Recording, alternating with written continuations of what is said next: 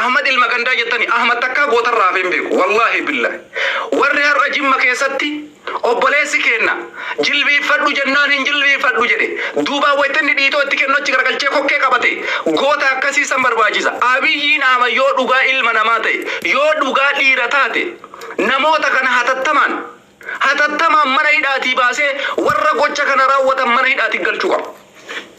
Gaafiin ummata Oromoo isa kana gaafii biraan barbaannu. Ujoolleen hidhaman namoonni hidhaman kun yakkata kan qabanii beeka Oromoo. Gaafiin isaan gaafatan gaafiin surree isaan irraa baafte Abiyyi Ahmad jibbinaa miti. Waraana adda bilisummaa Oromoo shanee jarri jedhan deeggarraa miti. Risiitii gaafatan. Risiitii maa gaafattanii? Abboo kun salphinna akkami? Risiitii gaafachuun rakkoo maalii qabu? Abiyyi iyyuun deeggaruu yoo jedhame surree irraa baasta abboo ummata duratti. Meeta risiitiitti dhiifna. Surree maaliif irraa baafta? Abiyyi Ahmaduu iyyuun deeggarru. Yoo masiin jedhanuu surree irraa baafta. Dimokiraasiidhaan jettanii yookaan biyya dimokiraasiiti dimokiraasiin biyya bulchaa jirra hin jenne. Eessa dhaqe dimokiraasiin keessan? Abbaa keessan ija ummataa duratti dubartii duratti surree wayita irraa baaftan. Jara fuudhanii mana hidhaa galchan. Namni mana hidhaa galu warra ummata irraa surree baasisani. Wallahi yaa Shimallis Abdiisaa yaa Abiyyi Ahmad seenaa wayyaaneen nurratti hin galmeessin nurra galmeessaa jirtan. Wayyaaneen kaleessa yeroo isin ummata kenna miitu yeroo isin ummata kenna rakkoo irraan geettu xilaata kenna jechaa turre. Isiniin har'a maal isiniin jennare? Ummanni Oromoo deebii akkamii qabdaniif jara kanaaf? Abboonni kenna gaafii takkallee hin gaafanne. Waraana adda bilisummaa Oromoo deeggarrallee hin jenne. Yaa ummata Oromoo baay'ee isinitti aare baay'ee isin tuffadheellee. Goonni ganda kamittuu haa dhalatu ganda kam keessaayyuu haa ba'u. Goota har'aa kana caale waan har'a gootota gurbaa kana argitee gurbaa uffata isaa kootii bulee kana goota kana caalu fiduu hin dandeessu Oromiyaa keessaa isaa kanatti. Kutaa barbaadde dhaqe. Kutaa barbaadde Oromiyaa keessa bakka barbaadde naanna'i. Waan obboleessi kenna godhe kana namni godhu hin jiru warra. Namni ummata duratti salphadhu lubbuu na baasi yoo lubbuu na baafte jedhee aarsaa akkanaa kafalu hin jiru warra Oromiyaa keessa. Osoo dhugaa quuqama qabattanii gootaaf quuqamtanii silaa har'a obboleessa kenna kana mana hidhaati akka inni ba'u jettan gurra lamaan qabattanii. Yoo seerri jiraatettanii ummanni biyya keessa jirtan ka biyya alaa jirtan namoonni bebbeekamaan sheekoleen qeeysiin manguddoon obboleessa kenna baraaruudha qabatan dirqama keessani kun. Obboleessi kenna har'a maal keessa jira? Namni biyya jirtan ol isin galcha. Ol isin galcha. Ani goota irratti qalbii hin beekuan. Jimmatti dhalate, Arsitti dhalate, Harargetti dhalate, hujii isaatiin isa jaaladhaan. Hujii isaatiin isa faarsa. Kanaaf ijoolleen biyya jirtan ol isin galchinaa waan obboleessi kenna keessa jiru mana hidhaa galee akka malee reebamuu isaa quba qabna. Ummanni biyya keessaa qaamni dhimmi ilaallatu maalitti jira? Mootummaan naannoo Oromiyaa maalitti jira? Namoota yakka dalagan kana seeratti dhiyeessuudhaaf akkamii hojjetamaa jira? Ummanni Oromoo jabalee ta'a. Obboleewwan kenna kun osoo isin jaallaltan akka hin duune. Kadiireen maatii namaa duratti ummata duratti surree namarraa baastu lubbuun namaa isaan biratti lubbuun rakasha jiran namni baratee nama ajjeesuu itti jiran sababa malee miti. Warri har'a bulchiinsa gandaa ofiin jedhee kabiireef kaadineen tun barumsan qaban koppiliinkii godhi sheer godhi 1,000 guuti ijoollee biyya jiran ol galchinee waan kanarratti hojjechuudha qabna. Namoonni har'a mana hidhaa seenan kun baraaramuudha qaban. Obboleewwan kenna kana Oromoo du'a afaanii fuudhuu qabdan. Yoo akka Oromoo kutaa 11tti isin wallahi obboleewwan kenna kana yoo isin sagaleen ta'in isin gandoota ilmaan gandaati. Waa'ee qabsoon leen beeytan, waa'ee tokkummaan leen beeytan, maal akka qabsoon ta'e leen beeytan. Jara kana haa baraarru. Waan biraa dadhabne biyaas ila dhaga isitti hima. Goonni takka jiraata, lama hin jiraatu. Jarri kun yoo ka du'anillee taate. Seenaan isaan yaadata. Taarika dalaganii jiran. Miidiyaa irratti ol ba'uudha qaban. Addunyaan beekuudha qabdi. Gootaaf akkanumatti dalagama beeka. Hacaaluu Hundeessaa miidiyaa irratti ba'ee seenaan isaa beekame. Namoota har'a aarsaa kafalanii lubbuu isaanii kafalanii kadiireef kaabinee afaan bu'an kana addunyaan beekuu qabdi. Viidiyoon isaanii addunyaa mara bira ga'uu qaba. Oromoon hundi beekuu qaba. Ummanni Jimmaa geeraa osoo hin taane akka Oromoo waliigalaatiitti goota kenna jettanii namoota kana faarsuudha qabdan. Maqaan isaanii onnuu ba'uudha qaba. Fotoo isaanii qulqulluu barbaanna. Eddoo dhaloota isaanii qulqulluu barbaanna. Miidiyaan Oromoo irratti hojjedha. Nuti goota kana olii kadhalchinu hin jiru. Hin jiru. Goonni kana olii hin jiru. Gaafii isaa risiitii gaafateef jecha lubbuu isaa dhabe. Hin jilbeeffadhu jedhe caccabsanii jismii isaa butuchanii mana hidhaatiin darban. Mana hidhaatiin darban. Haa sagalee taanuuf. Nama akkanaati yoo sagalee hin taane Oromoo isin yoom sagalee taatan? Ajandaan kana caalee hin jira har'a. Ajandaan obboleessa kenna kanaa caalee hin jira. Nama lubbuu keessaa fudhataa jiranii sagalee yoo hin taane eenyu sagalee taata? Oromoon ati qabsooftuuf tuntan. Mee natti mi rabbii keetii jedhi. Qabsoomaan ati geggeessitu. Ani qabsoo isin ooftan kana naan galu. Yaa uummata kolkolo. Qabsoo isin ooftan kana naan galuwan. Qabsoon isin qabsooftaniif tami. Nama du'aa jiru kakadiiree mataa keessa gaddumtu. Dubartii duratti, haadha duratti, abbaa duratti, daa'ima duratti surree irraa baastu. Abbaa keessan.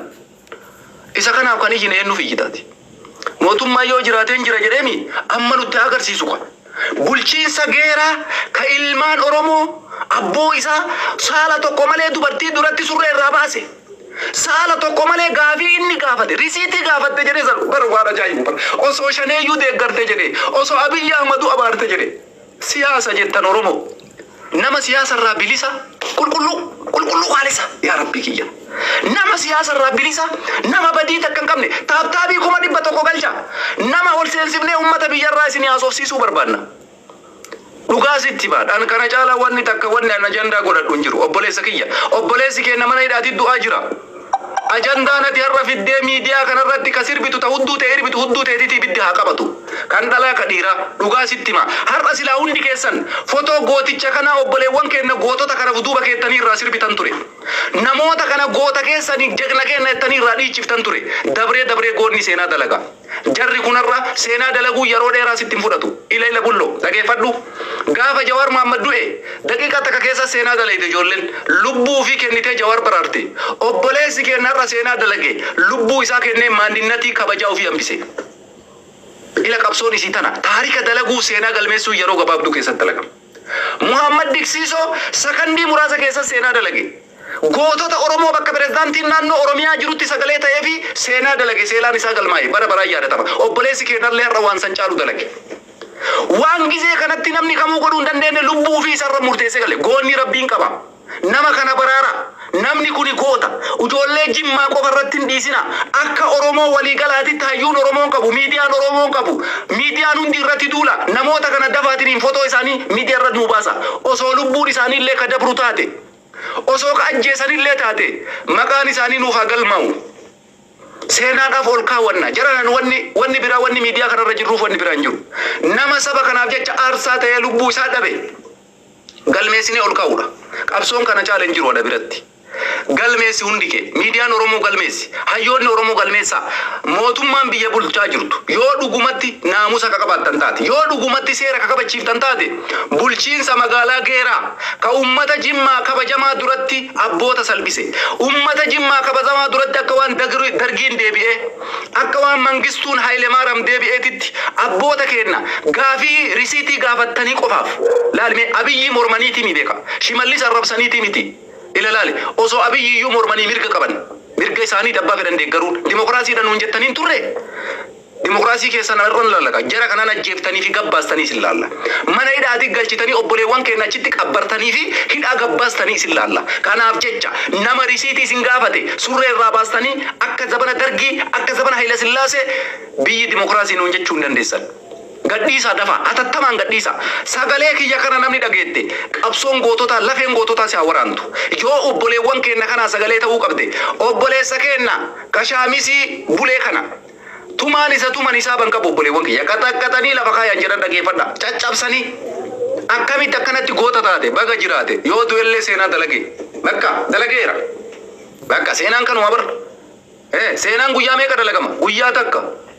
Sitti mayo waa'ee qabsoon beeyne si barsiifda. Seenaa daqiiqaa takka dalayta. Goota gaafa goota sagalee taata. Warra obboleessa kiyyaa sagalee taa jirtan isin hundi keessan waa'ee gootaa ni beeytan. Galatooma warri sheer godhaa jirtan. Warri hanga ammaatitti viidiyoo maxxansitanii kallattii garaagaraatiin hojjechaa jirtan. Ijoolleen keenya Jimma keessa jirtan. Oromiyaa kutaa garaagaraa irraa waan kanarratti hirmaattan. I am respect. Ani goota wajjii wayita isin dhaabbattan isin hundan jaaladha. Kanaafuu namni kun Jimma dhalatee maaltu nu ga'ee minaamin hin ta'u. Du'aa jira obboleessi keenya. Nasbee isaa irratti murteessitee caccabsaa jirti mana hidhaa keessatti. Tara itti waltartee kadiireen caccabsaa jirti. Nama kana haa baraarru yoo du'e ammoo addunyaan haa beeytu maqaan isaa haa beekamu seenaan haa isa yaadatu nu galmeessa miidiyaa Oromoo hunda biraan nu gaya murtii nama kanarratti darbu jala bu'aa nu hordofa abbootiin manguddoon jaarsi goota kana isinitti kennineeru. Ani tanuma jira akkuma gaafa Muhammad Diksiisoo du'a irra murteessan sanarra kaabineen obboleessa keenya irratti du'a murteessite jirti. Oromoo seenaa dalaguu waan guddaa miti. Gizee jabaattee xiiqii qabattee lubbuu teetii irratti aarsaa murteessuudha. Gizee jabaattee lubbuu teetii أنا في وروني ورقندا يتني لفدي تنرى سنتن جهنمين جرتني قبري سامس ينفرده gootonni gandummaadhaan nu faarsaa turtan har'a eessa dhaytarre eessa dhaqee qabsoon keessan ilma gandaa ani gandan qabu gootan jaaladha hin jaaladha wallahi dhugaan goota jaaladha goota wajjin osoo jiraate aarsaa barbaachisuun qabalaan akkasi kanaaf ijoolleen biyya jirtan seenaatiniin yaada nuu kenna waan agammaatti deemaa jiru namni quba qabda yoo jiraatte kuni waan hundi kenna irraa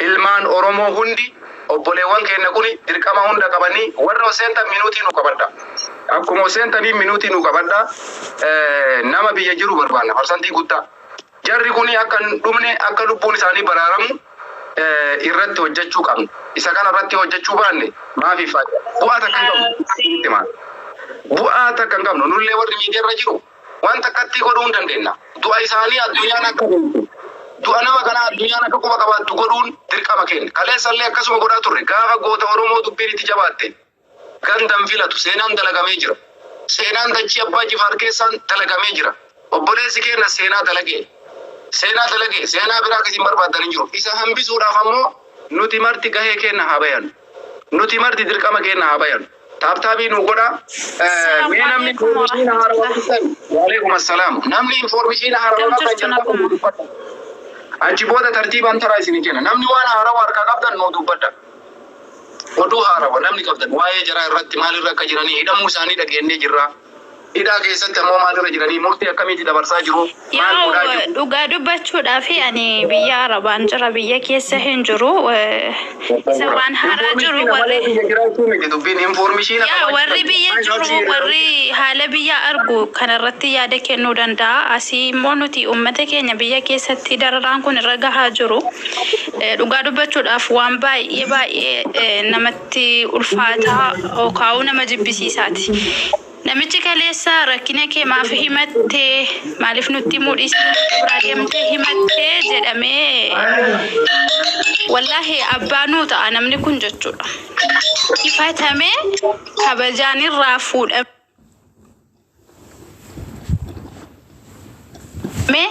kabajaan kan irraa fuudhamutti yoo qabattoo raabaasii qullaadhaabii daa'imsiisii jedhee nama kana awwaarraduu fi wallahi baay'ee waan nama jibbisiisaati waan akkaanillee nama saalfachiisaati akka kootti jechuudha. Kuni amma tokko viidiyoo isaatu ba'e kaameraatu yoo as baasee fi sagalee ta'amuu fi danda'a kan as hin bahin yoommoo nama baay'eetu jira kan as hin bahin jechuudha ani waan narra ga'eerraa kaasee yoon isinitti hime jechuudha wallahi ani kaleessa sa'aatiin argetti of qabus nan dadhabe wallahi baqaa jiramte anamma beetasaba koo jechuudha yeroo darbe obboleettii koo tokkotu badde manaati jechuudha gizee madiyoo keessatti shawaa lixaaraa jechuudha baddee jennaan abbaan koo deemee himate mucaan akkas akkasiina jalaa baddee jirti naa barbaadaayyuu jedhee himate gaafa inni deemee himatu akkam deemtee warri ganda keessaa immoo jechuudha kaabinee maarree isheen jedhan kun jechuudha isheen kolkolleen as deebitee maal gooti beetasaba koo maaf deemtee himattee nutti maaf hin himanne jechuudhaan abbaa koo as saqaayaanii na jalaa reebanii wallahi waan baay'ee keessa jiru jechuudha kun ofirraa kaaseen isinitti kaleessa yeroo viidiyoo kana argu jechuudha warabbal qaama kan rabbina argu of qabuun dadhabe mimmaan qabachuun dadhabe isinii galee abbaa koos akkasuma godhan miti bira jiraadhee arguu baadhu viidiyoon kun yeroo as ba'u wallahi laazim akka qurruxii manatti fakkaatu baqa ofii mana fuuldura dhaabbatee jechuudha ija kooti yoon arguu baadhee nan dhagahee ani biyya ormaan jira abbaan koos akkasuma ta'e miti kan jedhu maaliif rakkina kee maaf himatta namni kan rakkina himatuuf maftee yookiin furmaata argachuuf garuu namni keenya immoo rakkina isaa himatee ka'eetu salphachuu reebamu arraban taane arrabsamu waan akkasiirra jira kuniif isinii galee amma inni tokko jilbeenfadhu jedhame hin jilbeenfadhu jedhee hin dhiitame hin dhiite sanaa booda kaameraan irratti haa dhaabbatu wanta ta'e hin beeknu waan wal godhaniiru garuu abbaan keenya kun nama kabajaan maluuf nama ulfinni maluuftu salphate biyya keenya keessatti wanti deemaa jiru waan baay'ee ulfaataadha. namoonni barbaachisu sagalee walii ta'uu jimmarraa jilmi bilisoomeera wallaggan bilisoomne ekeleen akkas ta'e fulaanaan asii ba'e achiin ba'e miti akka oromootti akka dubbiin kun dubbii siyaasa of keessaa qabu miti beeki. Jarri kun osoo siyaasa namoonni tokko immoo gandummaa shi fudhatanii galaaru ammani bakka baay'eetti naaggeeffadhu. Qabsoon nama amma waa'ee qabsoo ni beekna. Osoo namni kun abiyyiin jaaladhu abiyyiin deeggaruu mootummaan kun nuun taane jee dhiifama rakkoon qabu siyaasaaf jechuu dandeessa. Namni risiitii gaafata. Sigaltee risiitii maa gaafatta maaltu dhaqee himadhu siin jedhe seeratti himachuu kiyyaaf yakka jedhee bara. Seeratti himachuuf yakka eega ta'e carraan ati qabdu maal jechuudha ree qawwee bitadhuu itti seenii jechuu bara. Ani akkasitti hima an dhugarraan qabu namni maa seeratti himatta seeratti himachuu yakka jedhee suuree sirraa baasu falli biraan jiru qawwee bitadhuu na caqacaqii mataa na baqaysi jechuudha. Wanti biraan jiru already dhumee jira jechuudha. Seeratti himatee dhorgee jira. Seeratti himachuu hin dandeessu jedheen murtee du'aa irratti dabarse maa seera himatteen. Namni guddaan sun ammoo himachuu kiyyaafuu nan dogoggoree seeratti himachuu kiyyaayuu jedhee dhiifama gaafate. Obboleessi kun dhufanii dhiinnaaniin namni walirra obsan qabuu miidhee waan na goote na gootu jedhee kun hin jilbeeffadhu jedheen. Gaafa jarra siitti seenanitti seene taarika dalagee jedhe. Kanaaf jecha wanti siyaasa yoo ta'e siyaasa bakka siyaasni hin jirretti mirga gaafatee du'uu kanarratti Oromoon hundi callisuun qabdan sagalee ta'uu qabdanii fuullessaan kun formitiin qaba jedhaa mee isaa carraa kennina qoya. Fuullaasa. Abeet. Itti fufi afaan Oromoo dandeessa. Ayyee sabboontota keenya nagaa keessanii miti hundi keessanuu baga nagaa taatan isiniin jedha. Informeeshina qabaa waan si hundaayyuu siif hima jennaani mee maaltu jira waan haarawaa maal beeytaa obboleessi keenya maalirra jira yoo waan akkasii irraa waan ta'e kanarraa qofa qabaatte itti nuu deemme. Ayyee warri suni akka ijoollee naannoo sanarraa hubannetti amma tokko warri suni guyyaa gaafa siitiif jalqabanii akka achi jiran himameera. Yaanni maqaa yookiin ergaa biraa qabu jechuudhaan irratti kaa'aa jira. Ergaa qabu jechuudhaan.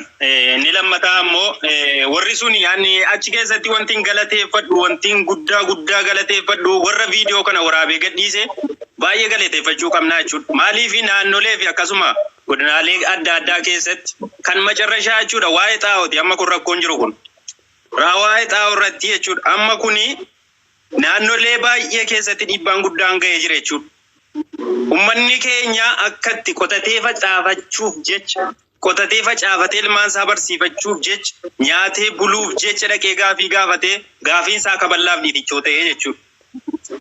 Madaabaraa karaa gandaa deebisanii gandoonni akkaataa kallattii ittiin gurguramu akka duraaniirraa jijjiiranii harka naggaadotaatiin galee xaa'oon 2,000 harka mootummaatiin dhiyaatu karaa naggaadotaa galee 4,000 5,000 akka uummanni bitatu qonnaan bulaan keenya achi dhaqee dhaabbata guyyaa torbee guutuu keeshaa tokko bitachuuf torbee guutuu karaa deema. Naggaadonni hamma kana hin jedhamne gidduutti dheereffamee akka uummanni keenya xaa'oo waliin argine godhame. Gaafii uummanni keenya dhaqee gaafatee reebamee ajjeefamaa jiru gaafii biddeen nyaatanii buluuti malee gaafii siyaasaati miti jechuudha. Dhimma siyaasaa keetti miti kun. Dhimma ilmoo isaa bulfachuuti. Dhimma ilmoo isaa nyaachifatee barsiifachuuti. Yoo ala naganna kana hojjete malee isa dhufu maal nyaachisa?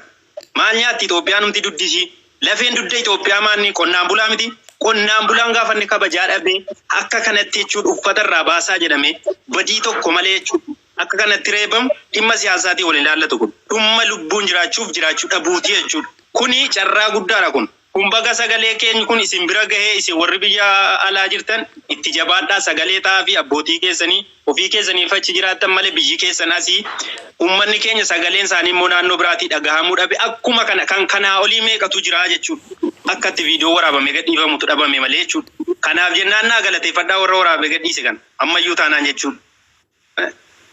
Mee seenaa qoradhaa mee asumarraa ilaalaa kan rasaasaan dhahamee du'e jira xaa'oo gaafate. Rasaasaan Kun hanga yoomitti? Taaptaabii godha please. Taaptaabii godha nama baay'ee jala jiraa warra as keessa jirullee yaadaa dubbatanii wanni waan akka taphaatiin ilaalamuu miti. Obboleessi keenya qaama maqaan isaa beekuni sababni wanni uummanni beeku takka illee hin jiru. Xaa'oo gaafate qotee bulaan facaafatu malee midhaan hin bahu kunis gaafii sirriidha gaafii uummata deemuu qabudha. Xaa'oon galeeraa kennan. Laakiin ammoo wanni nama ajaa'ibu. Gaafii mirgamaa gaafatteef jecha surree baafadhuun maaliif barbaachise? Tokko kana. Risiitii maa gaafattee maaltu si ayyame risiitii maa gaafatteef jecha mootummaan du'a nama murteessu yoo ta'u taate uummanni afaan